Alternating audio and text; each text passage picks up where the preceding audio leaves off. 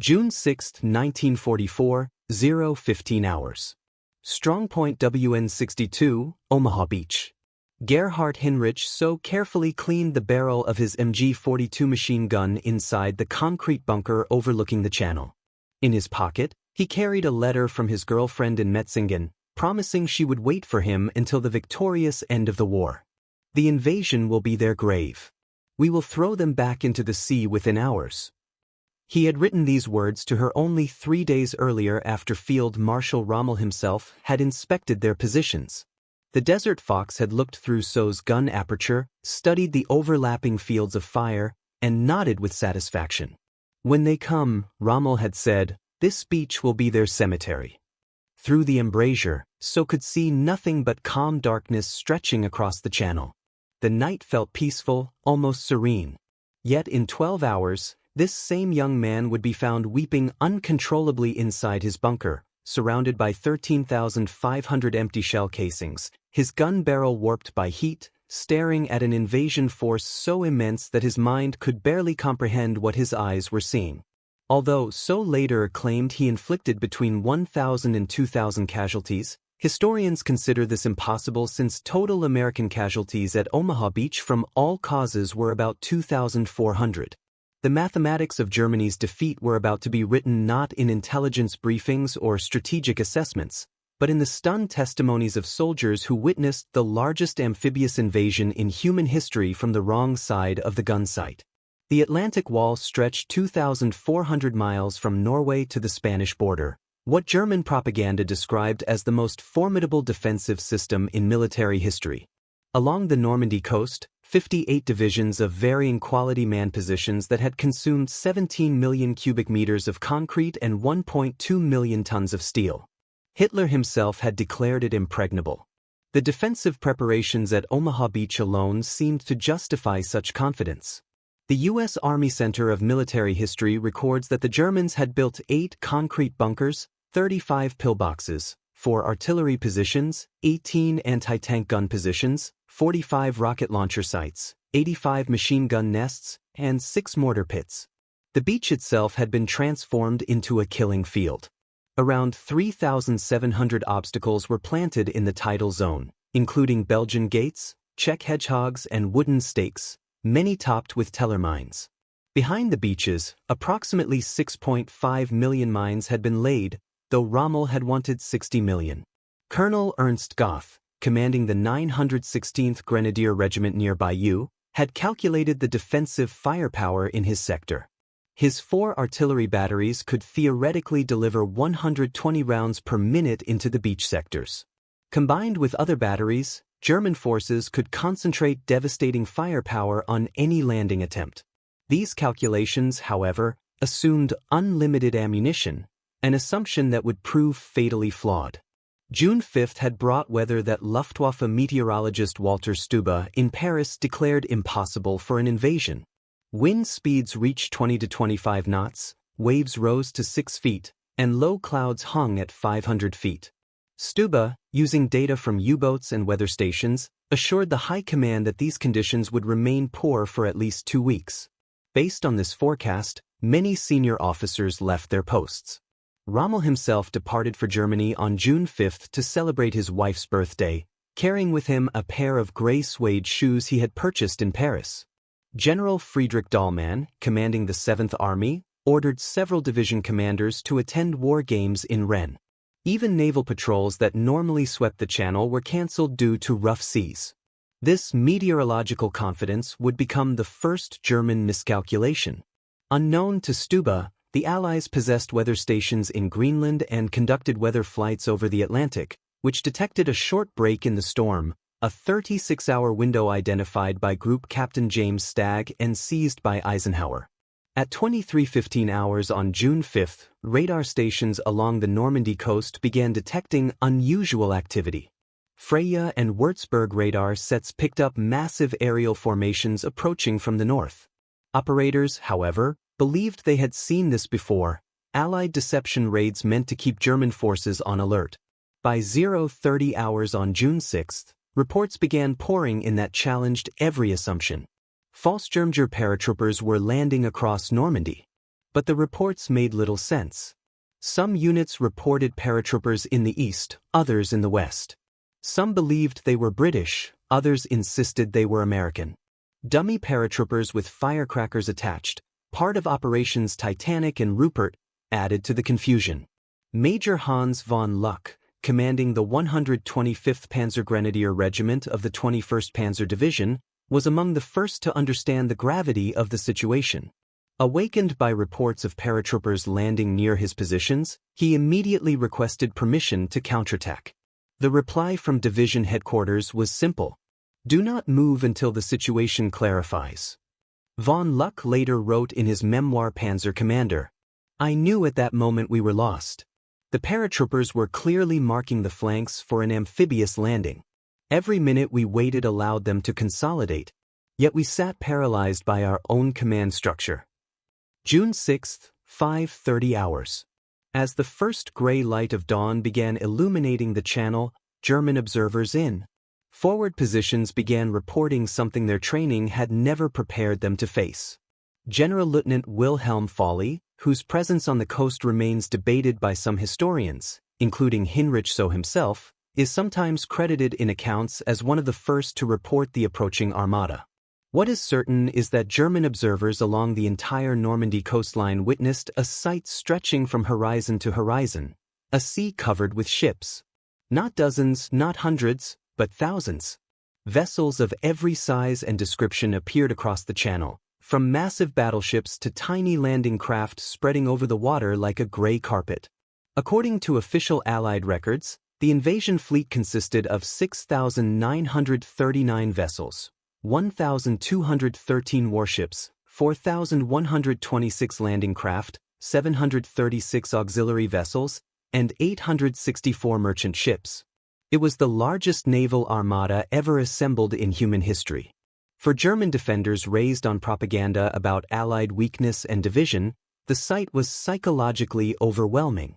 Bernhard Furking, an artillery officer at WN-62 who would be killed later that same day, reportedly told his men that they were witnessing the entire world arriving at their doorstep. At 5:35 hours, the naval bombardment began. Nothing in the experience of the German defenders, not the Eastern Front and not even the heaviest RAF raids, had prepared them for what followed. The battleship USS Texas alone fired 255 14-inch shells at Point du Hoc in just 34 minutes, according to Naval History and Heritage Command records. HMS Warspite, the first ship to open fire on D-Day at approximately 5 o'clock hours, would deliver more than 315 15-inch shells over the first 2 days, including 96 rounds fired at German positions on June 9. The combined bombardment from the Allied naval force exceeded anything the Wehrmacht had ever encountered before. According to German veterans' testimonies collected by the German Federal Archives, concrete bunkers designed to withstand heavy bombardment began cracking under the relentless naval gunfire. Men were buried alive, dug out, and buried again as shells continued crashing down. The psychological impact proved just as destructive as the physical damage. The fortifications in which the defenders had placed absolute faith were collapsing like sandcastles. As the naval bombardment continued, the Luftwaffe's response revealed the true desperation of Germany's position. Oberst Joseph Pips Priller, commander of Jägerschwader 26, received orders to attack the invasion fleet with his entire force. His response, recorded in the Wing's war diary, was blunt. "What entire force? I have 2 planes." The Luftwaffe, which had promised air superiority against any invasion attempt, managed only 319 sorties on D-Day, compared to 14,674 Allied sorties. According to records from the U.S. Navy Office of Naval Intelligence, Priller and his wingman Unteroffizier Heinz Wudersick carried out the only Luftwaffe attack on the beaches that morning. Flying FW-198 fighters, they strafed Sword Beach once before retreating under overwhelming Allied fighter cover. This single attack by 2 aircraft against an invasion force of thousands became a powerful symbol of Germany's helplessness. The promised knights of the air who were supposed to darken the skies above any invasion had been reduced to a futile gesture. At 6:30 hours, the first assault waves reached the beaches. German defenders, despite the bombardment, manned their positions and opened fire. What followed was slaughter that shocked even seasoned veterans. Heinrich Severloh, the machine gunner at WN-62, began firing at 6:35 hours. His bunker, one of the few left largely intact by the bombardment, commanded a perfect field of fire across Omaha Beach. In his 2005 memoir, WN-62 Erinnerung in Omaha Beach, he stated that he fired 13,500 rounds over 9 hours.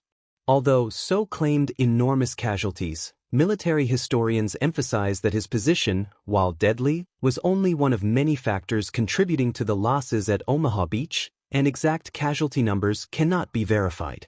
What is certain is that his MG-42, firing at a rate of 1,200 rounds per minute in short bursts, played a major role in what became known as Bloody Omaha. German defenders soon began experiencing what military historians would later call material shock, the mental collapse that occurs when soldiers confront overwhelming force. No matter how many Americans, British, or Canadians fell, more continued arriving. Every destroyed landing craft was replaced by 3 more. Every suppressed machine gun position was struck again by naval gunfire that seemed limitless. By midday, German positions began reporting severe ammunition shortages. Defensive planning had calculated ammunition consumption based on repelling a limited assault. No one had anticipated an attack of this magnitude. According to Wehrmacht supply records, positions that had enough ammunition planned for a 3-day battle exhausted their stocks within just a few hours. Artillery batteries, the backbone of the defense, faced the same crisis. Carefully conserved ammunition disappeared under the intensity of the fighting. Attempts to bring forward reserve supplies failed because every road was under constant attack from Allied fighter bombers. The contrast with Allied firepower was stark. German observers noted that American destroyers could fire hundreds of shells at a single target, while German artillery units were forced to ration their ammunition to 4 shells per gun per day by the afternoon of D-Day. The German Armored Reserve, the force that Field Marshal Rommel had insisted must defeat any invasion directly on the beaches, remained paralyzed during the critical morning hours. The 21st Panzer Division, the only armored unit positioned close to the coastline, did not receive orders to attack until 10 o'clock hours, for hours after the landings had already begun. When the 21st Panzer Division finally launched its attack at 16:20 hours, its units advanced between British airborne landing zones toward the coast. According to divisional records, they reached the shoreline between Lyon-sur-Mer and Luc-sur-Mer around 1900 hours, becoming the only German armored unit to reach the coast on D-Day. However, at 2100 hours, they witnessed the arrival of Operation Mallard, approximately 250 gliders delivering reinforcements to the British 6th Airborne Division. Interpreting this massive airborne arrival as a threat to their flanks, the German armor withdrew. By the end of D-Day, the division had lost 54 tanks and armored vehicles, roughly 25% of its strength in a single day. During the counterattack, German units also encountered specialized Allied armored vehicles they had never seen before, Hobart's funnies. These modified tanks carried flails for clearing mines, flamethrowers for destroying bunkers, and bridging equipment for crossing obstacles. To German soldiers, these machines appeared to belong to an entirely different generation of warfare. Throughout D-Day, German units also faced another threat on a scale they had never experienced before: massive airborne forces operating behind their lines. The British 6th Airborne Division, along with the US 82nd and 101st Airborne Divisions, created chaos far beyond their numerical strength. Oberst Friedrich von der Heydte, one of Germany's most experienced paratrooper commanders serving with the 6th Fallschirmjäger Regiment, was present in Normandy during the invasion. His professional assessment, recorded in post-war interviews, was blunt and devastating. The Allied airborne operation was everything ours had never been: massive, coordinated, and constantly supplied. We dropped battalions. They dropped divisions. We were supplied by single aircraft. They had endless streams of gliders and transport planes. The psychological effect of paratroopers appearing everywhere paralyzed German reactions. Some units refused to move, fearing ambush. Others fired at shadows, sometimes even at their own men. The confusion multiplied German problems exponentially. As D-Day progressed, German command and control began to collapse. Allied aircraft systematically destroyed communication lines. The French resistance, activated by coded messages broadcast on the BBC, cut telephone cables and sabotaged relay stations. Radio communications were jammed by Allied electronic warfare units. General Lieutenant Max Pemsel, Chief of Staff of the 7th Army, attempted to coordinate the defense from headquarters at Le Mans. His war diary records growing frustration as communication with forward units vanished. By midday, entire divisions had disappeared from the command network. Individual commanders were forced to make decisions in isolation, unaware of the wider situation. As darkness fell on June 6, surviving German defenders began to assess the reality of their situation. The supposedly impregnable Atlantic Wall had been breached in multiple locations. The Luftwaffe had essentially disappeared from the skies over Normandy. The Kriegsmarine had managed to sink only one destroyer, USS Corrie, while losing 15 E-boats and numerous smaller craft. General Lieutenant Wilhelm Richter, commanding the 716th Infantry Division, which had borne the brunt of the British assault, reported to 7th Army Headquarters. Division combat strength, 35%. All coastal strongpoints lost. Artillery 90% destroyed. Enemy advancing inland. The statistics told the story of complete tactical failure despite many individual acts of bravery. In a single day, German forces had suffered casualties equivalent to a major battle, while the Allies continued landing fresh troops as if D-Day were merely the beginning rather than the climax of the campaign. Throughout the night of June 6 to 7, German units attempted to regroup and launch counterattacks. These attempts quickly revealed the full scale of Allied superiority. Every German movement was detected by radar, illuminated by flares, and destroyed by artillery or naval gunfire. Hans von Luck's Panzergrenadiers, finally released to counterattack, advanced towards Sword Beach under cover of darkness.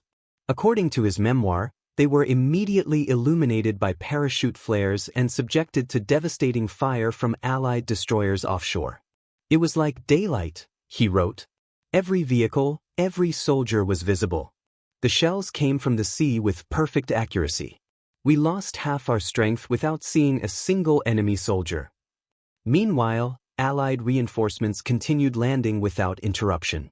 The artificial mulberry harbors were already being assembled. Supply ships anchored offshore in carefully organized rows. The invasion was not merely succeeding, it was transforming into a permanent logistical base.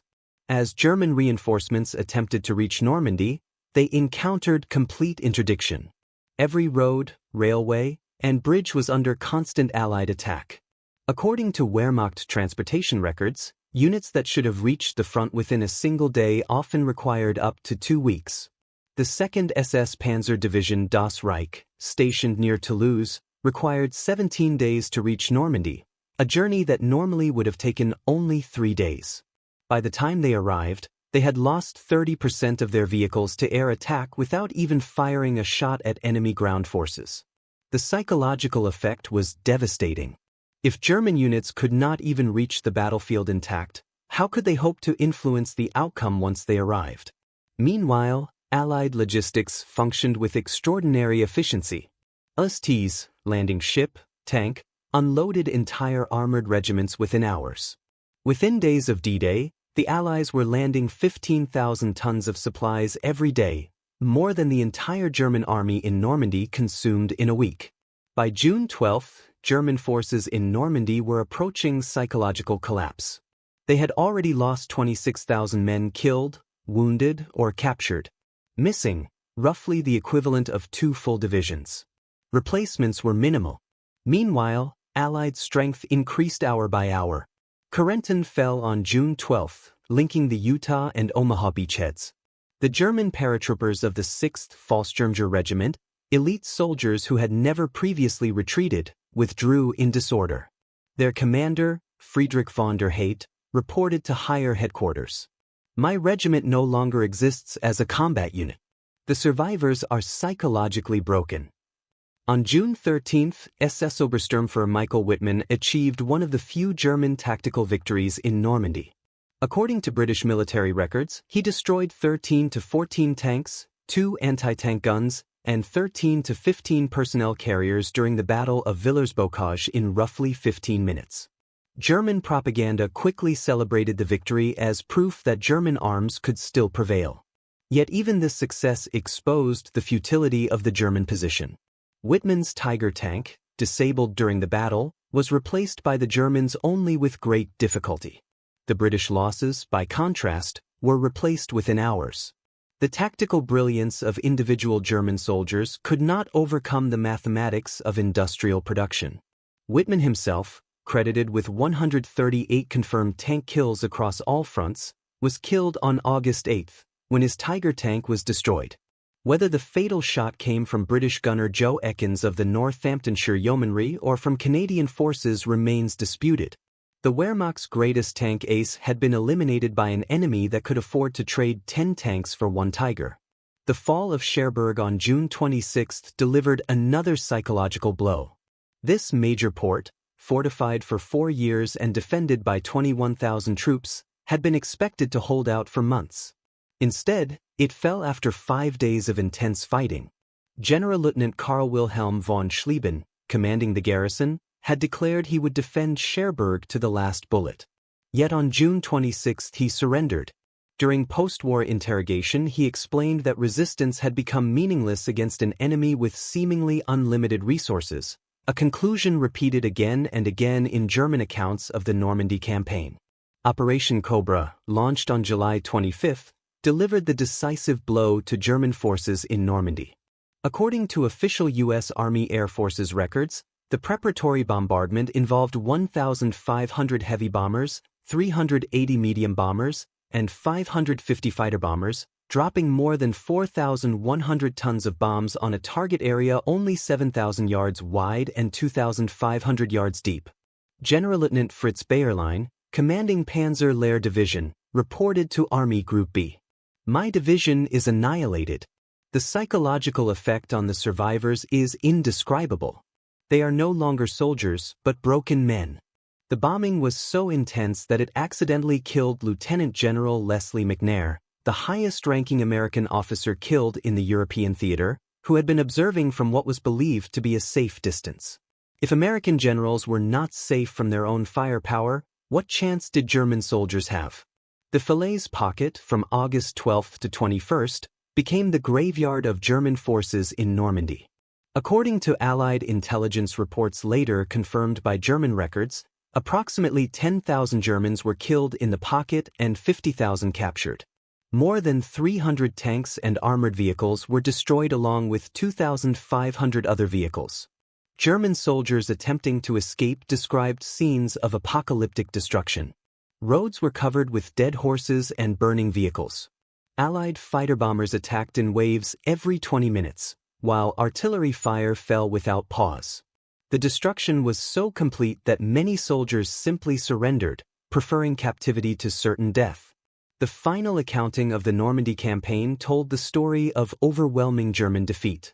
German losses, June 6 to August 31, approximately 320,000 casualties, 30,000 killed, 80,000 wounded, 210,000 missing or captured, about 2,300 tanks destroyed, virtually all German armored forces in France, approximately 2,127 aircraft lost. Allied losses, around 29,672 casualties, with reinforcements exceeding losses daily, approximately 4,000 tanks lost, but replaced within weeks. Around 4,100 aircraft lost from a force exceeding 13,000 aircraft. The disparity revealed the fundamental truth. Germany was fighting a war of attrition it could not possibly win against an enemy with vast industrial reserves. Professional German officers themselves provided the clearest assessments of the disaster. General der Panzertruppen Heinrich Eberbach, who assumed command in Normandy after Rommel was wounded, reported to OKW on August 1. The enemy's material superiority is at least 20 to 1 in artillery, 10 to 1 in tanks, and absolute in aircraft. He can replace all losses within days. We cannot replace anything. General Hans Speidel, Rommel's chief of staff, later wrote in his 1949 memoir, "Normandy proved that courage alone could not overcome industrial supremacy. We faced an enemy who had mechanized not just warfare, but victory itself." Field Marshal Erwin Rommel left perhaps the most powerful testimony of all. In his final report to Adolf Hitler on July 15, 2 days before being severely wounded by Allied aircraft, he wrote, "The troops are fighting heroically everywhere, but the unequal struggle is nearing its end. The enemy's overwhelming superiority in men and material is beginning to tell. I must beg you to draw the necessary conclusions without delay." This was the language of a professional soldier acknowledging complete defeat. Rommel, Germany's most celebrated commander, was telling Hitler that the war had already been lost. The Normandy campaign revealed a brutal reality. World War II had become a contest not merely of armies, but of entire industrial civilizations. World War II had become a war of production. German soldiers in Normandy witnessed American industrial capacity on a scale that defied their understanding. Ford's Willow Run plant alone produced one B-24 bomber every 63 minutes at peak output. Across the United States, factories manufactured 96,000 aircraft in 1944. The Allies could expend more ammunition in a single day than Germany was capable of producing in an entire month. A single American division consumed more supplies in one day than an entire German corps. Hans von Luck, reflecting on Normandy in his memoir, later wrote, "We learned that modern war was not about tactics or courage, but about production. The Americans had turned war into an industrial process. They manufactured victory on assembly lines." The German soldiers who survived Normandy were psychologically transformed by what they had experienced. They had witnessed the collapse of everything they had been taught about warfare, racial superiority, and national destiny. Heinrich Severloh, the machine gunner from WN62, spent the rest of his life haunted by his memories of D-Day. In his 2005 memoir, he wrote about meeting American veterans who had landed on Omaha Beach. "We all realized we had been young men thrown into an industrial slaughterhouse. My 13,500 rounds meant nothing against their unlimited replacements." Friedrich von der Heydte, the German paratrooper commander, later became a professor of international law after the war. Reflecting on Normandy, he wrote that the campaign proved the era of heroic warriors was over. War had become a matter of industrial capacity, and we had challenged the world's greatest industrial power with horses and outdated dreams. From the German perspective, D-Day was not merely a military defeat. It was a complete ideological and psychological collapse. Soldiers who had conquered most of Europe suddenly discovered that everything they believed about their enemies, their cause, and their own strength was catastrophically wrong. They had expected to face weak, divided democracies. Instead, they encountered an alliance that had transformed warfare into a system of overwhelming industrial efficiency.